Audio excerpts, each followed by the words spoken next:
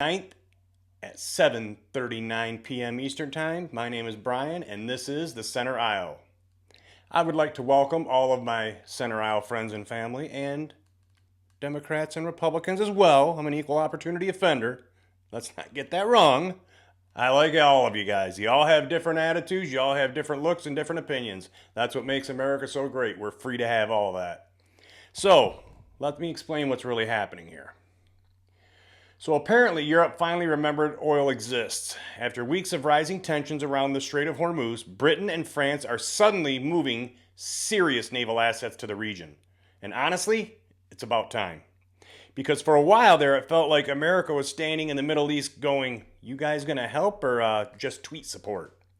Now suddenly, Britain is sending destroyers, France moving an aircraft carrier, they're only one by...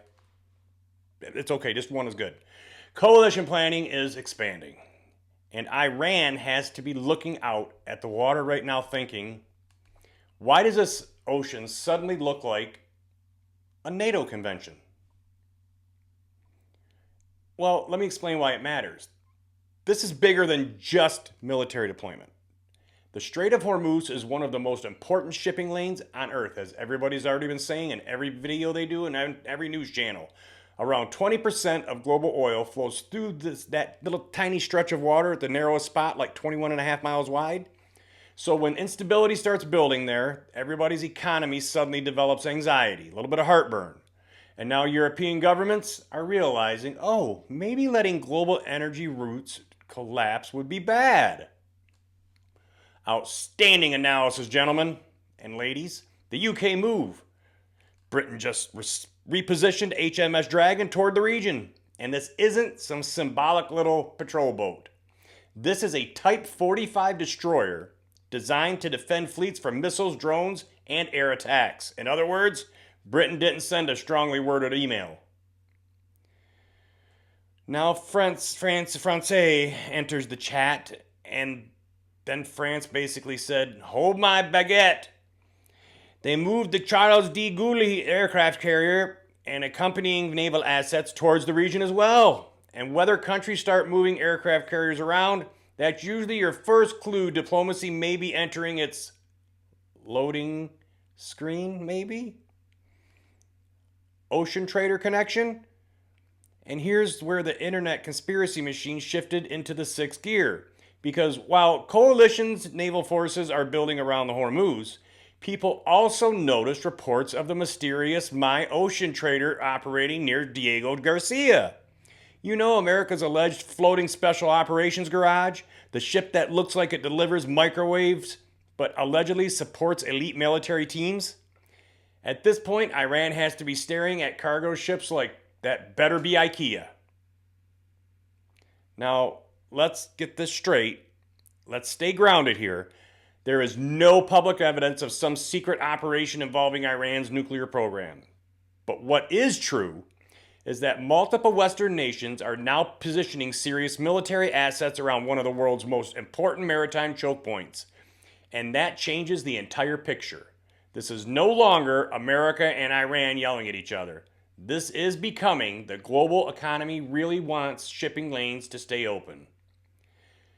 Okay, just one quick, I'm asking you guys a big favor. If you enjoyed geopolitical chaos explained with sarcasm and caffeine and visible concerns for humanity, hit the subscribe button, please. It really, really helps the channel because apparently 2026 decided every headline should feel like trailer for military genre. And let me know in the comments, do you think this coalition buildup is purely defensive or preparation for something bigger? Okay, because honestly, maybe this coalition buildup stabilizes things. Maybe it prevents escalation. That's the optimistic scenario, right? But historically, when destroyers, carriers, surveillance aircraft, and special operations support ships all start gathering in the same region, that usually means governments are preparing for multiple possibilities. And somewhere tonight, some poor Iranian radar operator is probably looking at the ocean whispering, why are there so many boats? And if the MV Ocean Trader suddenly turns its tracking signal off again, Iran's stress level may become visible from space. That would be enormous.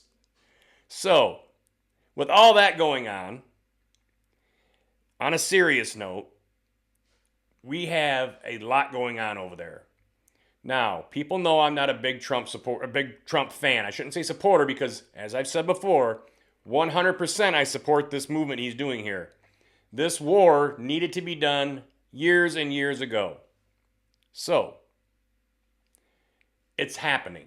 The problem is he pulled the trigger at the wrong time or greatly underestimated, as I think happened from everybody, how built up Iran became over 47 years. I mean, I don't know what we expected, but that's what happened. A lot more missiles, a lot more drones. Their Navy really didn't do a whole lot, but go for a swim for the rest of its life at the bottom of the sea. Anyway, so yeah, there's a lot of tension right now, and Iran has to be seriously thinking to themselves, what do we do? Do we hold a garage sale and sell all of our oil? Because I don't want to deal with this. The bad part about all of this, and I'm just going to be honest with you folks, the bad part is Iran probably still will not do anything that would capitulate, anything that would drastically come to fruition to help the red lines that President Trump put down. Nukes, the dust, ballistic missiles. Somewhere in there, he's got to do something about Iranians getting assassinated, because I continue to see reports every day of 10 to 15 people getting assassinated. True, false, right, wrong, I don't know if it's real or if it's not, but it's out there. Again, we don't have any public proof, but it's out there, and I'm probably more apt to think that it's true. Just their history, right? So I would think that would have to be up there in the top 5 as well. No enrichment at all over 4%. 3.65%, I think, is what the cutoff line was on many of the different variations of this 15-point memorandum of understanding waste of time. I'm sorry, did I say waste of time out loud? I shouldn't have. I don't need permission to negotiate with somebody. I don't need a piece of paper to say, yep, we agreed to do that. I've negotiated for a long time, not as big as Trump is doing right now and Iran and the rest of them. However, a memorandum of understanding is, in my opinion, is a way to stop the bleeding for a little bit, because there's politics involved, and they're both wondering how to get out of the Strait of Hormuz gridlock right now, because one's got it closed down, the other one's got it closed down. And I'm sorry, I have to say this. Just being upfront and honest with it, I think politics are playing a bigger part than they should. That's why I'm in the center aisle. So anyway, with that being said, ladies and gentlemen, if there's any more big updates, I will be back tonight here for you. That's right. This is Brian, and this has been your Center of the Aisle Breakdown.